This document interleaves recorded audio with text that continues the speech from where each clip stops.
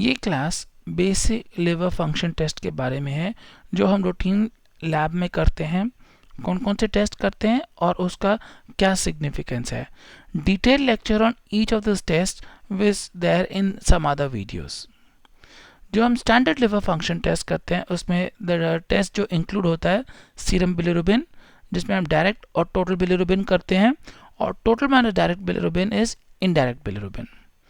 Enzymes जो करते हैं AST ALT करते हैं, दैट आर द ट्रांसअमाइनेजेस जिसको हम SGOT SGPT भी कहते हैं, एंड अल्कलाइन फॉस्फेटेस।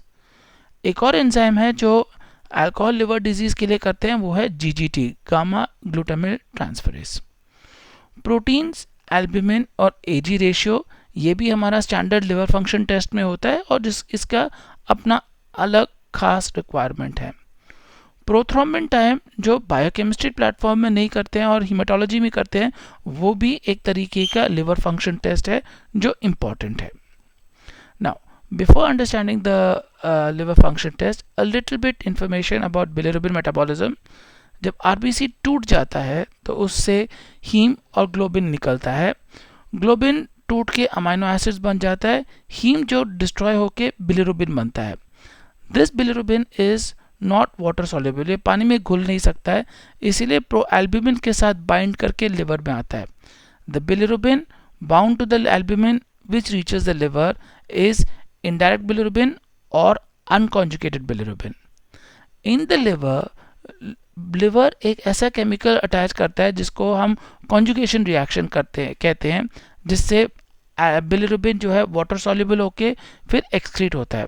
ये अपना बाइल डक्ट के थ्रू इंटेस्टाइन्स में आकर फिर एक्सक्रीट हो जाता है।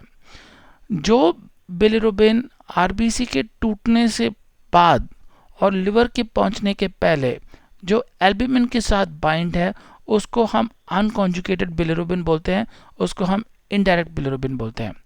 लिवर में पहुंचने के बाद जब लिवर उसको मेटाबोलाइज करके कॉन्जुगेट करके वाटर सॉल्युबल बनाता है, उस बिलिरुबिन को हम कॉन्जुगेटेड बिलिरुबिन बोलते हैं। नाउ सीरम बिलिरुबिन, जैसे मैंने बताया था, अनकॉन्जुगेटेड या इनडायरेक्ट बिलिरुबिन, ये तब बढ़ता है जब RBC का डैमेज ज़्यादा होता है, जैसे कि हीमोलिसिस में। हीमोलिसिस कब कब होता है? थैलेसीमियाज, सिकल सेल एनीमियाज, अगर ब्लड ट्रांसफ्यूजन का प्रॉब्लम है, मिसमैच ट्रांसफ्यूजन, और जो नॉर्मली देखते हैं न्यूबॉर्न बेबीज में। हीमोलिसिस में haemoglobin bilirubin very rarely 5 milligram पर डेसीलीटर से ज़्यादा होता है। सिर्फ न्यूबॉर्न्स में है जब अनकॉन्जुगेटेड बिलिरुबिन बढ़ता है और 15 से लेकर 20 तक पहुंच सकता है। 20 मिलीग्राम पर डेसीलीटर के ऊपर बिलिरुबिन पहुंच जाए तो ब्रेन को डैमेज कर सकता है, इसलिए अगर हमें कभी भी अनकॉन्जुगेटेड बिलिरुबिन मिले जो 18 के आसपास है, इमीडिएटली हमें पीडियाट्रिशियंस को बता देना चाहिए कि ऐसा ऐसा प्रॉब्लम है। दैट इज़ अर्जेंट, क्योंकि ये अनकॉन्जुगेटेड बिलिरुबिन ब्रेन में अटैक करके ब्रेन को डैमेज कर सकता है। द अदर कंडीशन जब बिलिरुबिन बढ़ता है, दैट इज कॉन्जुगेटेड बिलिरुबिन। ये this is what we normally see, जो नॉर्मल देखते हैं हम लोग। ये दो कारण से हो सकता है, या तो हिपैटिक जॉन्डिस, वायरल हेपेटाइटिस के कंडीशन जहाँ पे लिवर का डैमेज हो और जॉन्डिस होता है, दैट्स कॉल्ड हिपैटिक जॉन्डिस। दूसरा तरीका ऐसा भी हो सकता है कि जब बाइल बन जाता है, कॉन्जुगेशन ठीक हो जाता है, लेकिन बाइल डक्ट में ऑब्स्ट्रक्शन है, जैसे बाइल स्टोन्स या पैनक्रियास का कैंसर, जो बाइल को फ्लो करने से रोकता है, उसको हम ऑब्स्ट्रक्टिव जॉन्डिस कहते हैं। उस समय भी बिलिरुबिन एक्सक्रीट नहीं हो पाता है और ब्लड लेवल्स में बढ़ जाता है। तो जब बिलिरुबिन बढ़ जाता है, वी हैव टू चेकअप कि अनकॉन्जुगेटेड है या कॉन्जुगेटेड है। अनकॉन्जुगेटेड है तो प्रॉब्लम लिवर में नहीं है, प्रॉब्लम RBCs में है। कॉन्जुगेटेड बिलिरुबिन है तो हमारे पास दो ऑप्शंस हैं, या तो हिपैटिक जॉन्डिस है या फिर ऑब्स्ट्रक्टिव जॉन्डिस। देन सवाल ये उठता है कि हिपैटिक जॉन्डिस और ऑब्स्ट्रक्टिव जॉन्डिस के बीच में डिफरेंस कैसे कर सकते हैं। इसके लिए हमारा एंजाइम्स की इम्पोर्टेंस है।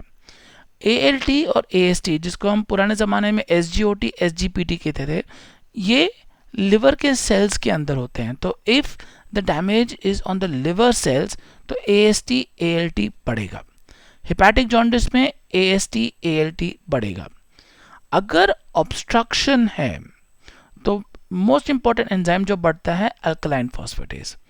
अल्कलाइन फॉस्फेटेज बढ़ने से मैं ये सोचूंगा कि ऑब्स्ट्रक्टिव जॉन्डिस है। अगर AST ALT काफ़ी बढ़ जाता है तो मैं सोचता हूँ कि ये हेपेटिक जॉन्डिस है।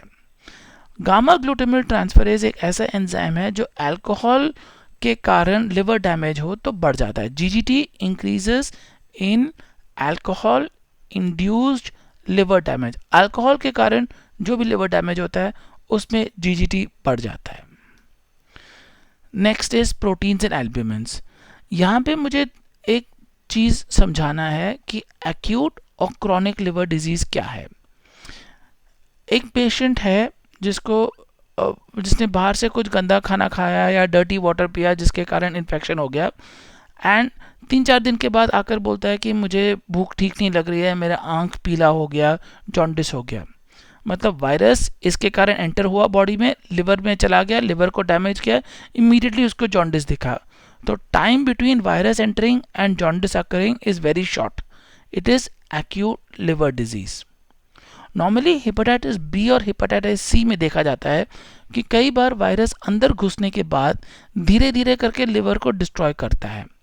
शुरू में जितना भी लिवर डिस्ट्रॉय हो जाता है उतना नया सेल्स बन जाते हैं तो सामने जॉन्डिस दिखता नहीं है।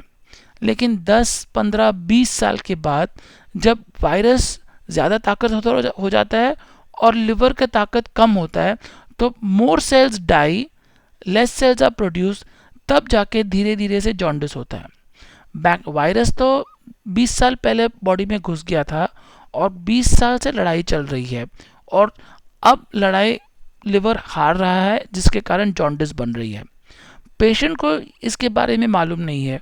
पेशेंट आके बोलेगा कि मुझे भी 4-5 दिन से भूख नहीं लग रहा है, मेरे आंख पीला हो रहा है, बट ये लिवर सीरियसली डैमेज है। This is called chronic liver disease, मतलब लगातार लंबे अरसे से लिवर डैमेज हो रहा है। पहले वाला केस में भी आदमी बोलेगा कि 4-5 दिन से उसके भूख नहीं लग रहा है, आंख पीला हो रहा है, बट ये इस कंडीशन में वायरस अभी अभी घुसा है तो लिवर का ज़्यादा डैमेज नहीं हुआ है।